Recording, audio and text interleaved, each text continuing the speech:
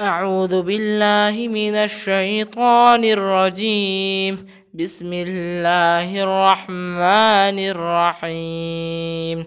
وإذ قال إبراهيم رب اجعل هذا البلد آمنا واجنبني وبني أن نعبد الأصنام ربي إنهن أضللن كثيرا من الناس فمن تبعني فإنه مني ومن عصاني فإنك غفور رحيم.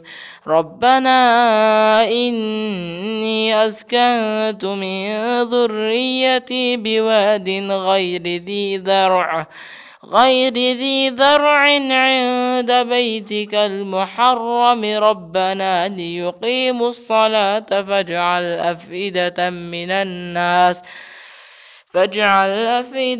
من الناس تهوي إليهم وارزقهم من الثمرات لعلهم يشكرون. ربنا إنك تعلم ما نخفي وما نعلن وما يخفى على الله من شيء في الأرض ولا في السماء. الحمد لله الذي وهب لي على الكبر إسماعيل وإسحاق إن ربي لسميع الدعاء. رب اجعلني مقيم الصلاة ومن ذريتي ربنا وتقبل دعاء. ربنا اغفر لي ولوالدي وللمؤمنين يوم يقوم الحساب.